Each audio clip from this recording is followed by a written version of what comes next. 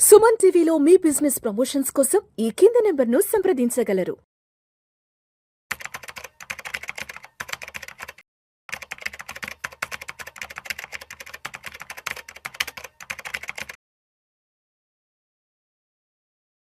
అనిల్ గారు నమస్తే సార్. నమస్తే అండి. అనిల్ గారు, ఏప్రిల్ 1వ తారీఖు నుంచి పాన్ కార్డుకు సంబంధించిన కొత్త నియమ నిబంధనలు రాబోతున్నాయంటూ కూడా ఈ సోషల్ మీడియాలో ఎక్కడ చూసినా దానికి సంబంధించిన వార్తలు బాగా వైరల్ అవుతుంది. మరి reserve bank of India pan కార్డుకి సంబంధించి ఎటువంటి కొత్త నిబంధనలు తీసుకురాబోతుంది ఏప్రిల్ 1వ తారీఖు నుంచి? పాన్ కార్డ్ యూసేజ్ మీద కొన్ని యాక్చువల్లీ రిలాక్సేషన్స్ ఇచ్చారు. ఏప్రిల్ 1 నుంచి కొత్త రిలాక్సేషన్స్ అనుకోండి, కొన్ని వెసులుబాట్లే కంపల్సరీ నా ఉద్దేశంలో మాత్రం కొన్ని కేసుల్లో. ఒకటి అన్నిటికన్నా ఇంపార్టెంట్, ఇప్పుడు మనం బ్యాంక్కి వెళ్తే 50,000 రూపాయల కన్నా ₹1 ఎక్కువ డిపాజిట్ చేయాలన్నా పాన్ కార్డ్ కోట్ చేయాల్సిందే, పాన్ కార్డ్ ఇవ్వాల్సిందే, అంటే పర్ ట్రాన్సాక్షన్. సో ఇప్పుడు అలా కాకుండా ఈ ఏప్రిల్ 1 నుంచి 50,000 ఒక ట్రాన్సాక్షన్ కాకుండా సంవత్సరం మొత్తానికి నువ్వు క్యాష్ 10 లక్షలు అన్ని అకౌంట్స్లో, మళ్ళీ ఒక అకౌంట్ కాదు, నీ పేరు మీద ఉన్న అన్ని అకౌంట్స్లో కలిపి 10 లక్షల కన్నా ఎక్కువ క్యాష్ విత్డ్రా చేసినా ఆర్ క్యాష్ డిపాజిట్ చేసినా అప్పుడు మాత్రమే పాన్ కార్డ్ ఇవ్వాల్సి వస్తుంది. సో అంటే ప్రతిసారి వెళ్ళినప్పుడల్లా 50,000-60,000 చేశారంటే ఒక కార్డ్ ఇవ్వాల్సిన అవసరం ఈసారి ఇప్పుడు ప్రతిగా పడకపోవచ్చు. కాకపోతే ఇంతకుముందు ఉన్న లిమిట్ ఏదైతే ఉందో 10 లక్షల లిమిట్ అదే ఉంది, బట్ ఇండివిజువల్ ట్రాన్సాక్షన్ లిమిట్ పోయింది. సో దీనివల్ల ఏంటంటే చాలా మందికి ప్రతిసారి బ్యాంక్ దగ్గరకు వెళ్ళి ఒక పాన్ కార్డ్ చూపించడం అనేది, ప్రతిసారి 60,000 డిపాజిట్ చేసినా, 70,000 రూపాయలు డిపాజిట్ చేసినా, ₹1,00,000 డిపాజిట్ చేసినా అనేది సంవత్సరం పొడుగున అవసరం లేదు. ఈ 10 లక్షలంత వరకు ఏమీ అవసరం లేదు.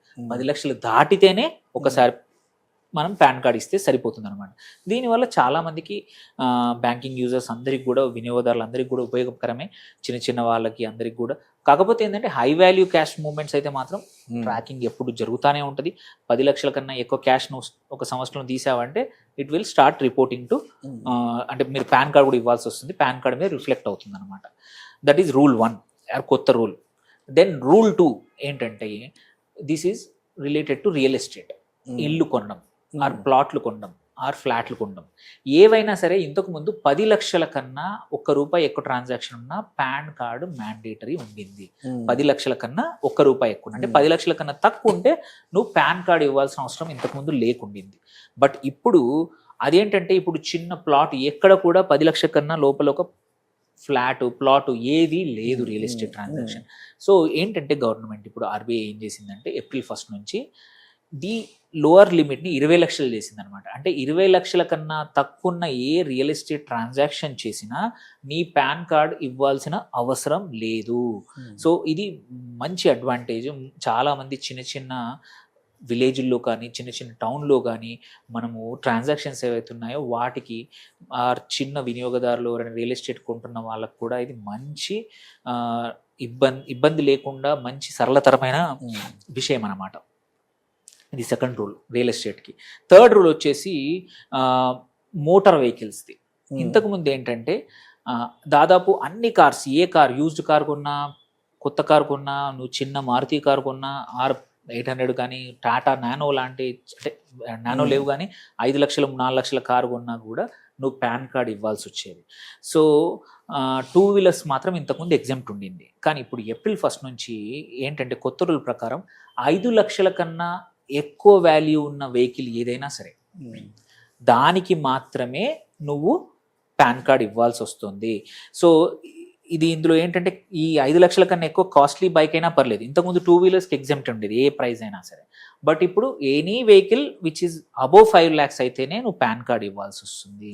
నువ్వు యూజ్డ్ కార్ కానీ, ఏదైనా బడ్జెట్ వెహికల్ కానీ, బైక్స్ బిలో 5 lakhs కానీ ఏవి కొన్నా సరే నువ్వు పాన్ కార్డ్ ఇవ్వాల్సిన అవసరం లేదు. దీనివల్ల ఏంటంటే మిడిల్ క్లాస్ బయర్స్కి ఎటువంటి ఇబ్బంది లేకుండా కొంచెం ఈజీగా ట్రాన్సాక్షన్స్ అవుతాయి, ఎటువంటి రిపోర్ట్ కావన్నమాట.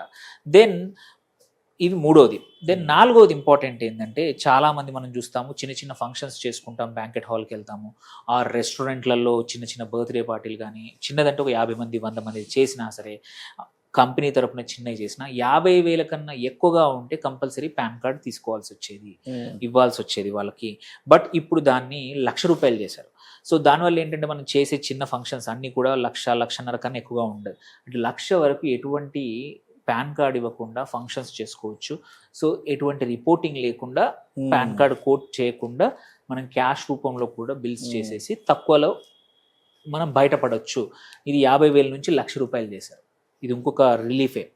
దెన్ లాస్ట్ వచ్చేసి వెరీ ఇంపార్టెంట్ ఏంటంటే ప్రతి ఒక్కరికి అప్లై అయ్యేది ఏంటంటే ఇంతకుముందు ఇన్సూరెన్స్ పాలసీలు ఏవైనా సరే, అది హెల్త్ కానీ లైఫ్ కానీ ఏ ఇన్సూరెన్స్ పాలసీ అయినా 50,000 కన్నా ఎక్కువ వాల్యూ ప్రీమియం కడితే కంపల్సరీ పాన్ కార్డ్ అడిగేవాళ్ళు. సో 50,000 ఆ పైన ఉంటేనే. కానీ ఇప్పుడు April 1 కొత్త నుంచి మీరు అది 20,000 కానీ 10,000 కానీ 15,000 కానీ ప్రతి దానికి పాన్ కార్డ్ ఇవ్వాల్సిందే. మీ ఇన్సూరెన్స్ పాలసీ ఏది కొనాలన్నా సరే, హెల్త్ లైఫ్ జనరల్ దేనికైనా సరే ఆ పాన్ కార్డ్ ఈజ్ మ్యాండేటరీ అయిపోయింది. ఇంతకుముందు 50,000 వరకు లేకుండే, ఇప్పుడు కంపల్సరీ చేసేసారు. ఇది ఒక్కటి మాత్రం ఏంటంటే ఎందుకు చేశారు అంటే మోస్ట్లీ నామినీ రీజన్స్ కోసం. చాలామంది కరెక్ట్గా మెచ్యూరిటీ అయినప్పుడు ట్రాక్ చేయలేకపోతున్నారు, ఆర్ గవర్నమెంట్ ట్యాక్సెస్ మిస్ అవుతా ఉంది, ఎవరు ఎన్ని పాలసీలు చేస్తున్నారో అర్థం కావట్లేదు.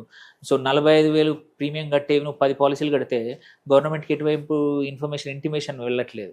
సో ఇప్పుడు అవన్నీ చేంజ్ అయ్యేటట్టు, అండ్ వినియోగదారులకు కూడా ఏంటంటే ఎవరి దగ్గర ఏ ఇన్సూరెన్స్ ఉన్నా కానీ పాన్ కార్డ్తో కూడా రేపు ఇన్ఫర్మేషన్ ట్రాక్ చేయొచ్చు. నీకు ఇప్పుడు నువ్వు మన ఫ్యామిలీలో ఒకరు తీసుకున్నామా లేదా అనేది కూడా రేపు ఈవెన్చువల్లీ పాన్ కార్డ్ కొట్టేస్తే నీకు ఒక హెల్త్ ఇన్సూరెన్స్ పాలసీ ఎక్కడుంది, ఇది ఇక్కడ ఉంది. ఏవైతే స్కామ్స్ జరుగుతున్నాయో నిజంగానే ఉన్నాయో లేదో తెలుస్తుంది. ఇన్సూరెన్స్ స్కామ్స్ చాలా జరుగుతుంది. సార్ మీరు ఒక ప్రీమియం కట్టారు 50,000 5 ఏళ్ల క్రితము, మీరు ఇప్పుడు మళ్ళీ రివైవ్ చేస్తే 50,000 వచ్చేస్తాయి, 70,000 వస్తాయని మోసాలు ఎక్కువ జరుగుతుంది. రోజు వింటున్నాను, ప్రతిరోజు నేను ఒక క్లయింట్తో కంపల్సరీ ఇన్సూరెన్స్ మోసాల గురించి వింటున్నాను. ఇలా చిన్న పాలసీకి కూడా పాన్ టైఅప్ చేస్తే కొంచెం స్కామ్స్ తగ్గే అవకాశం ఉంది. సో ఇది కూడా ఒక రకమైన మంచిది. ఇబ్బంది ప్రతిదానికి ఇవ్వడం, బట్ ఇందులో ఎండ్ చూసుకుంటే మాత్రం ఇది ఒక రకంగా మంచిదే, స్కామ్స్ తగ్గుతాయి. సో ఈ 5 మేజర్ చేంజెస్ పాన్ కార్డ్ పైన April 1, 2026 నుంచి రాబోతున్నాయి. ఇందులో ఎక్కువ మటుకు మంచివి తప్ప చెడ్డవి తక్కువ ఉన్నాయి. యూజువల్లీ మనము మనకు ఫేవర్ గా ఉన్నాయి. యాక్చువల్లీ మంచిది నేర్చుకుంటే ఏంటంటే మనం ప్రతిసారి ఎక్కడికి వెళ్ళి ఇవి ట్రాన్సాక్షన్స్ కి పాన్ కార్డ్ ఇవ్వాల్సిన అవసరం లేదన్నమాట. Right sir, right sir. Thank you sir, thank you so much Anil గారు. థ్యాంక్ యూ అండి, థ్యాంక్ యూ.